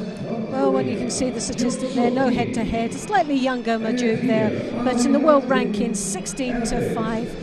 Silva in the 5th position in the world ranking, the double world medalist has obviously got to be a favourite, has had a great performance, a couple of unsettling times that had rocked his path to that final, but he pulled it back and now finds himself battling away for the bronze medal here. But Majoub, very impressive athlete for Iran, and just got to see how he goes. For me, has been very impressive and a strong contender. Majoub is another one of those fighters who had competed previously at under 100 kilos and has now gone up to plus 100. I mean, he's a genuine heavyweight now. Yes, yeah, well, you can see that, but there's a few that have made that move, haven't they? And some have been quite successful. Others, I think, they underestimated the sort of the ability of the heavyweights, the plus heavy 100s that are there. But Majoub already in Antalya this year picked up a silver medal in the Grand Prix, along with in Tunis also a silver medal. So he's double medalist in the Grand Prix events this year alone in the plus 100s. And silver on the other, double, like I said, double world medalist. And in the Masters last year was bronze medalist. So again, puts him up in that 5th place in the world ranking. Well, I think there's a good track record for fighters going up from under 100 to plus 100. We had Or Sasson of Israel going up. He took a bronze medal in the Olympic Games. Lukasz Kapalik has gone up from under 100. Guram Tusishvili, he's gone up there now. And Henk Grol has just moved up recently. Yeah. Also, we had a Frenchman that went up, didn't we? I don't know if he's gone back down. He was just He may only have flirted with it for a while. Yes. Cyril Murray, yes. Yeah, he was just having a go because Teddy was missing. Yeah, but he had a good result. He's a big fella. Great performance. Well, Silva came into this tournament with 23 athletes participating as the number 2 seed. So very interesting. Morai of Brazil, number 1 seed, went out in the first round.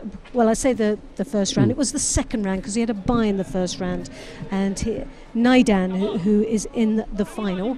But that was one of the biggest upsets of the day. Great performance. And I missed out mentioning Naidan, who'd gone up from under 100 to plus 100. He was the Olympic champion at under 100 kilos back in Beijing. Yes. So there you go. That's the route. Get good at under 100 and go up with the big fellas. Majoub can't afford to stand still with Silva. He wants to do exactly what Cho Guam did in the under 100 kilo category with Zankishiev.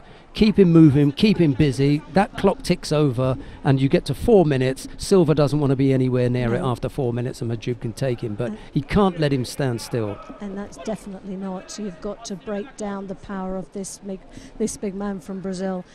He's very, very strong. It's like hitting a brick wall if he doesn't move. So you've got to break down that wall, and the only way you're going to do that is by making him move, and that makes him slightly more vulnerable. He hooks in there, though, Silva, with the Uchimata combination. Didn't really have much movement in the upper body control. The legs were in deep, but Majoub really didn't react much off that. Comes in with a Cianagi attempt, but again, really wasn't. It's like I said, it's just like hitting something solid. It's not going to break down any defences if he doesn't move them. He hasn't changed his grip once. Cho Guam would have had about 6 different grips and 5 different attacks by now. Yes. Whether they would have scored or not is not the point. The point is it would put in the minds of the referee who is the more aggressive. And look at the penalties that Silva's picked up. He's got 2 already. Yes. You know, Majoub gets going here. Silva goes out just on the strength of the attacks from Majoub. He's got to get clever here, Majoub. Well, Majoub, like you can see, he's got 2 hands on. Now, sometimes that's not always the strongest way to be, especially when you're up close like that. And Silva coming in with the Uchimata, which he's very clever at doing, and has had some really good results. He brings the head down, that makes Majoub look really passive. He comes in under pressure and drops underneath his opponent, making very little impact on the Brazilian. Now, like you said, Sheldon, he's got to be much more clever with this. He's capable of winning. He's in a really first time good he's broken position. off the grip, sorry. He's in a good position. He's got the 2 Shidos. We're now at the golden score, and now it's about Majoub being very clever and tactical in this contest. There's a style that goes with Silva and the way that he competes. Silva wants to have both hands on, settle, and then attack. So the thing that you do, there are 2 things that you don't want Silva to do: get both hands on and settle. Yes. And if you get rid of the first one, both hands on, he can never settle. Majoub has got to keep breaking the grips up. He's broken the grips up once in 4 minutes. Well, see, that was what was my fear. He did a few attacks there. They were very half-hearted attacks. He wore himself out by putting in so much work with very little return on it. And when you're battling against someone not only has got the quality of judo that he has and the results to back that up, but someone who's quite a few kilos heavier than him, you're on a hiding to nothing, aren't you, really? Absolutely. There are no secrets, 0 secrets to what heavyweight men bring to the tatami. You know what their package is. Knowing that, you've got to come up with your own ways of defeating that. And unfortunately for Majoub, he fell into the trap that so many lighter men fall into. Not enough movement, not enough changing of the grips, and definitely by far and away not enough attacks to make it difficult for the big man. Well, the thing is, what he needed first was the main points that you've mentioned there, the movement. What he did, he put the attacks in, he didn't move them. So he's hitting that brick wall each time. Every time he does it, he's sacrificing himself by being countered, and also he's wearing himself out and getting very little in return. If he didn't do the attacks and he did the movement, he would have looked very busy, he would have made his opponent look passive, and he would have picked up the third Shido, and it would have been all over and done with. Silva also never had to chase him. No. He was always there right in front of him. That's exactly what Silva wanted. He didn't want to have to move. So when I was talking about movement, I was talking about moving Silva, yes, making him move, move. Didn't do it. No, Silva was always in his comfort zone. Yeah, absolutely. Well, that was the first of the bronze medal contest. We've got another one coming up. Rafael Silva of Brazil took that one. Majub ends up with a 5th place. There'll be some points for him, a small degree of compensation, but he would have liked to have come here and added to his bank balance, which the bronze medal and the Czech, would have done. Anyway, we're going to see what happens with Roy Meyer of the Netherlands. He's up next. He'll be facing Bekmurud Altaboyev of Uzbekistan. It'll be Meyer in the white judogi, Altaboyev in blue. And the referee for the upcoming contest will be Vasily Smolin of Russia. Here's Loretta. Thank you, Sheldon. Well, there you see the highlights and that finishing sort of friendly touch at the end of the previous match. But here we have these two athletes will battle away. The ranking 15 to 59. Voltiev just slightly down on the world ranking list, but as you can see, the wins by a point, 34 for Meyer, and against his opponent who's got 11. But the rest of the statistics is very, very similar. The 26 to 21, well, both are very young athletes. Meyer took a gold medal in the Hague, and he's also current bronze medal in the European Championships. But Altaboyev in Tashkent this year, Grand Prix, was a bronze medalist, so very familiar for placing in events with such caliber, but has been through the wars this weekend, and as you can see, a massive big tape across the chin. Very colourful indeed. He just wanted to make a bit of a statement there by using the black and pink. So very interesting. Draws a lot of attention. About? I don't know. Draws attention to everybody. I think he wanted to tell everybody he had a bad chin. He had a sore chin. Looks like some kind of camouflage you might see in a safari park or something. Well, Meyer there in their first exchange lifted the Uzbekistan up off his feet onto the tip of his toes there. Comes across the Siotoshi. So some two very good attacks in the opening seconds of this bronze medal contest.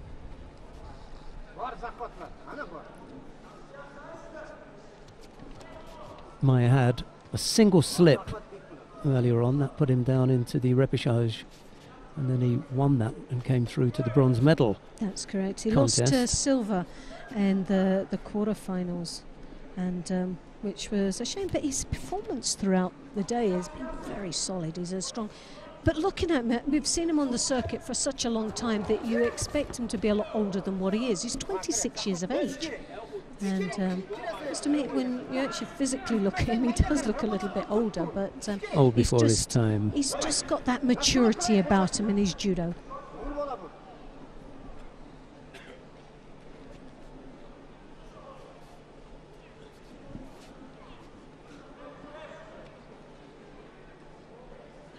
Altaboyev, 21 years of age, still very young, and a lot of experience gained throughout this tournament.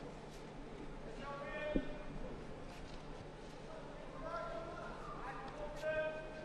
bit of a clash of heads there at this moment, drawing each other into a bent over position, but neither one of them really attempting to move to the next stage of attacking or even engaging.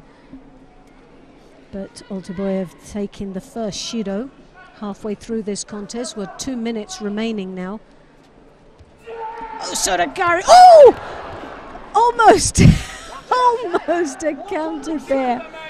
Hey, I thought that was going.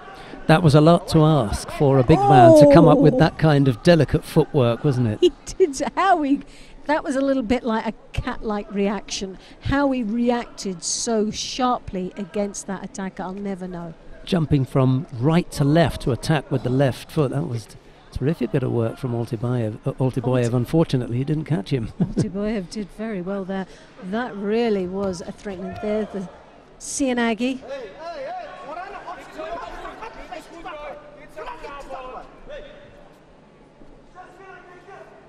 But he's good on the dance floor, because Roy Meyer is. Well, great footwork there from both, very agile, both these athletes. And I say athletes because they are very strong, powerful looking men, aren't they? With a good athletic framework for the plus 100s. Minute left to go. Single Shido picked up by Oltiboyev.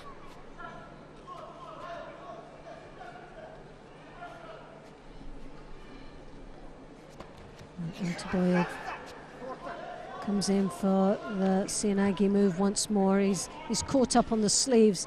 Meyer controlling them quite nicely, but if he's not careful, he'll pick up a Shido because it's starting to, the hands are drawn down, which means he's looking very passive as well, very negative, and picks up a Shido exactly for that.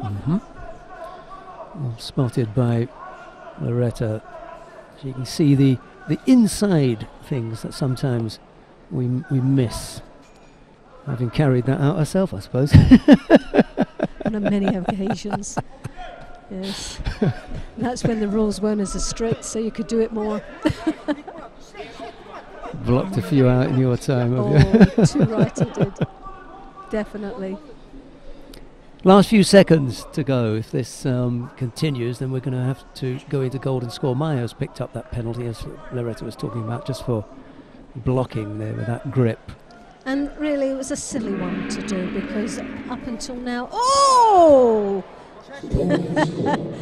Well, the gong had gone. We all heard it, except for Meyer. But maybe he just wanted to give him a little bit of a message going into the golden score, saying, well, do you know what? This is what I'm capable of doing. Do you know, I think that the gong was going whilst Meyer was in the process of attacking. If his feet had moved just as the gong was going, that would have counted. Even if the gong had gone and then he landed, because he was, they call it technique coinciding with time. Yes. So if it coincides with time, that scores. And there was a bit of a debate with Guram Tusishvili of Georgia. That's correct, yes, I remember. Yes. Not Tasoyev, the Russian, the other Russian heavyweight who threw him in the European Championships just as time was expiring, and there was a big debate as to whether or not it happened. Obviously the Georgian thought it hadn't, but I'm afraid to say. Well, there's another Sianagi there from Meyer. Oh yes, I remember that. Yeah, it's a tricky one, because when seen with the naked eye, it looks as though the gong, has gone.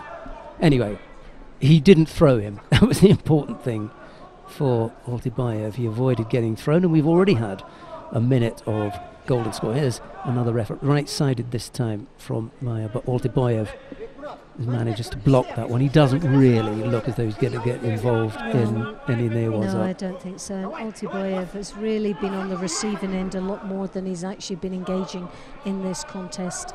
And that's reflecting on the actual Shidos that we're seeing right now on the board. 2-1, and 1 minute and 27 seconds have gone in golden score. So these gentlemen have been out there for 5.5 minutes, and that's going to take its toll on these heavyweights as well. It's got to be about condition. Oh my goodness me! Well, the first time that Oltiboyev looked as if he had any control, and it mattered. He just switches off here. Something happens. I think Meyer takes a knock to the nose. He just switches off to wipe his nose or something, and Oltiboyev throws him. Goodness me. Well, you'll see it in the replay. That was nicely done. And like you say, Meyer just switched off there. That split second, lack of concentration. And Oltiboyev, there capitalised on it. taking the bronze medal. He really does switch off for some reason, and it's at the same moment that Oltiboyev is attacking, and as a result of that, there's no resistance, and Maya goes over. You see, he just rubs his nose there. He rubs his nose, and there you have it. Oh, he's just wiping his nose because he's just been either the sweat's dripped on him, and he's shaking his head and saying, "What did I do that Have another for?" look. Well, no dispute, none. Just a little bit The earlier score. than that, yeah. Just a little bit before that bit off. Look how deep he gets. He gets right in the target area, drops right underneath him. Yeah, the Morote Sienagi. Oh my goodness, well, can't see him rubbing the nose, but it was so clear on the first time you've seen it. It was so clear. And he actually dropped both feet in front to try and brace it, but he was already in the position of going anyway.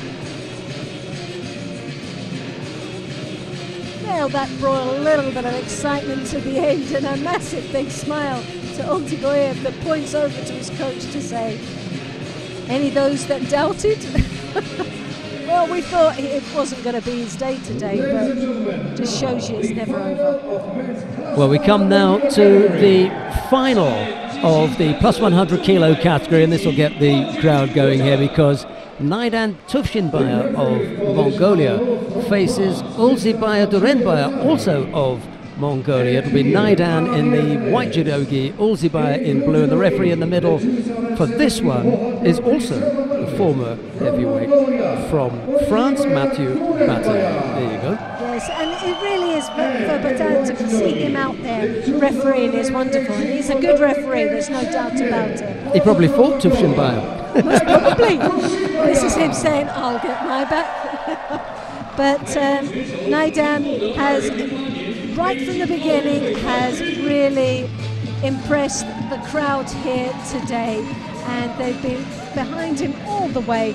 In the opening match, in the second round, he defeated the #1 seed, David Moura of Brazil, and that was the biggest shake-up of the day, and from there he's just gone from strength to strength, defeating Majub in the quarterfinals, and Oltiboyev that we've just seen in for a place in the final.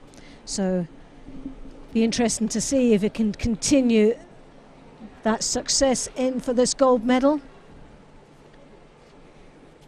Oltiboyev defeated Silva, the #2 seed from Brazil, to earn his place in the final, but there you have Naidan straight into the Niwaza. Osakomi is being called. Not the strongest. It isn't the most powerful it's hold, but when you're hanging on to that, and you know a gold medal's hanging on to it, but you'll find the extra strength. But Olzibayev did really extremely well to get out of that, didn't he? Like you said, Sheldon, it wasn't one of the strongest of Osakomi's, but I just thought there was a gold medal hanging on the end of that, and that just makes you as strong as you possibly can be. Yeah, tricky little time for Olzibayev. He had one shoulder trapped, and it wasn't enough for Naidan. There we go. Well, he gets a bronze medal, gets a Wazari for his effort, so that's the most important thing. It puts him in the driving seat of this gold medal contest. But we've still got two and a half minutes remaining in the contest. Still a long way to go, and a great opportunity for Olzibayev to come back. Well, what we do know is that Mongolia will take gold and silver, but already it's made a very interesting contest. A lot of the time when you see two competitors from the same country, it tends to be a little bit of a stalemate and flat, but already there's been a bit of excitement shown here. We were talking about the possibility that Naidan may have fought Well, it's over. It's all over and done with. And again, a display of judo that we have seen throughout the day from Naidan. And what a nice finish for what's been a brilliant weekend of judo, hasn't it? He just never ceases to amaze Naidan Tufshinbaya. Just when you think it's all over for him, after 2 knee operations, you know, the Olympic champion back in 2008, and then a silver medalist later on, he's still around, and a bronze medalist at the World Championships last year. This man is not finished as yet. And what a star he is here for this crowd. They've thoroughly enjoyed following his progress through to this final, and what a finish he's given the crowd. That was a whipping, wasn't it? That was a real whipping, controlled. And very, very quick, just to tell you that it wasn't Naidan Tufshinbaya that Matthew Bataille fought. It was Ulzibaya Durenbaya that Matthew Bataille had fought. So he'd fought one of them. Yes. That must be very, very strange as a referee to go, well, I know his weak points, I know his Achilles heel, I know what he's capable and what he's not capable of doing. Right, sometimes we like to talk about what we would like to see as far as, you know, the judo is concerned, and we cannot get it right all the time. It just doesn't work out that way.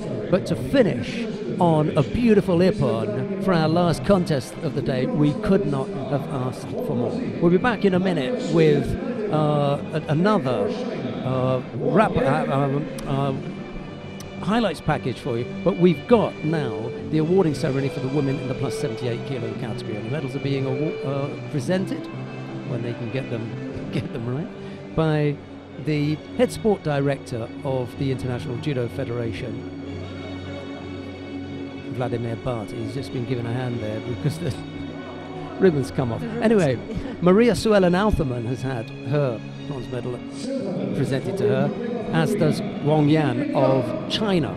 Silver medal goes to Kim Min-jong of the Republic of Korea, but the gold medal goes to Sone Akira of Japan. Big smile. Yeah. Japanese team up there. A jolly little bunch, aren't they? Well, they've taken the majority of the medals, haven't they? Got a lot to smile about, haven't they? That is Maria Suellen Altherman. Very pretty young lady.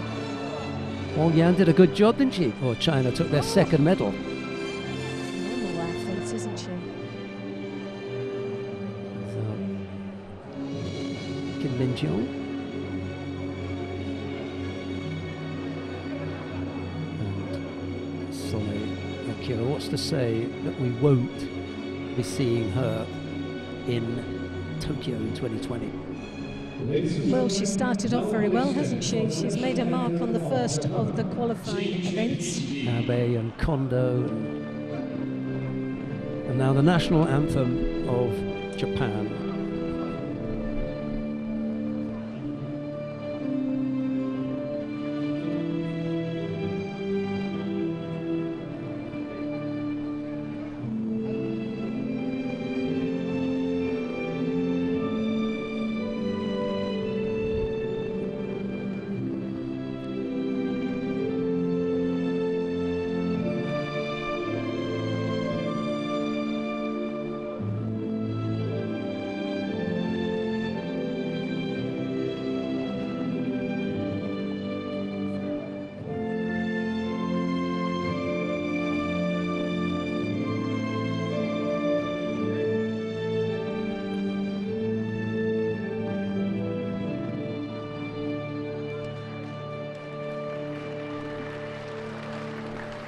Thank you very much.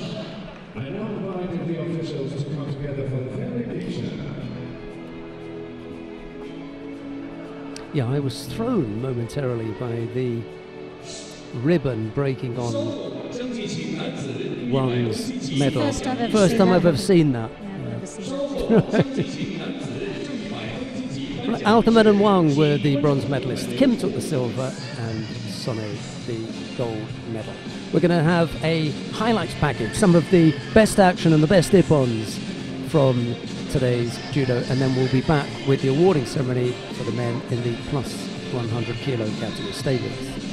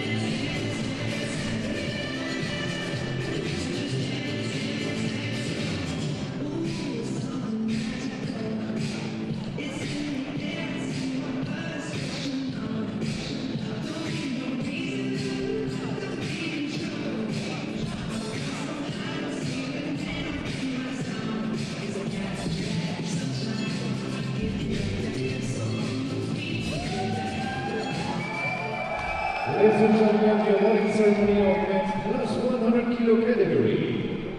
The medals will be presented. We come now to the awarding ceremony for the men in the plus 100 kilo category, and the medals are being presented by the IJF competition manager, Dr. Lisa Allen. And from Brazil, Rafael Silva. First of the bronze medals goes to Bekmarud Oltiboyev of Uzbekistan. And the second goes to Rafael Silva of Brazil. Silver medal goes to Ulzibaya Durenbaya of Mongolia. And the gold medal goes to Naidan Tufshinbaya of Mongolia, and they know each other very well, a long time. Tufshi is the gold medal winner, affectionately known to the Mongolians as Tufshi.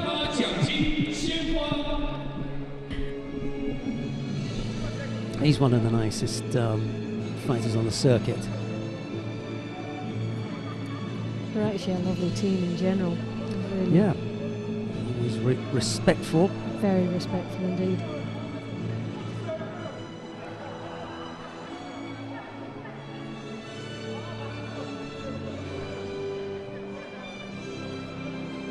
Ladies and gentlemen, Now please stand for the national anthem of There's Mongolia. the home support. And now the national anthem of Mongolia.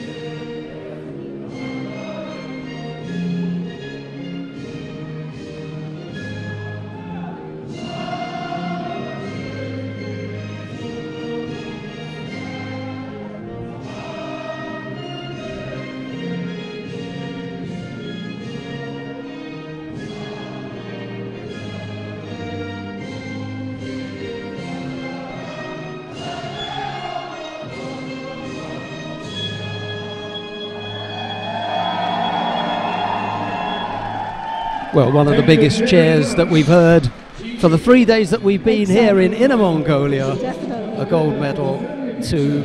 Definitely a lovely finish to what's been a really good weekend of judo.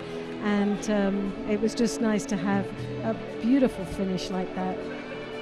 It's Japan who topped the medal table with 7 gold medals. The Republic of Korea took 3, and there was a gold medal each for Mongolia, Canada, Kazakhstan and the Netherlands. That's all the judo that we've got to bring you from this Grand Prix in Hohhot, Hohhot. We'll be back next month when we are in Zagreb. It's been a delight to be sitting alongside Loretta Cusack-Doyle. And likewise, Sheldon. But from Loretta and myself, it's bye-bye for now. Bye-bye. The Hohhot Grand Prix 2019 here in China. Thank you very much for your great hospitality. Thanks to all officials from International Judo Federation, Chinese Judo Association, all volunteers for your support.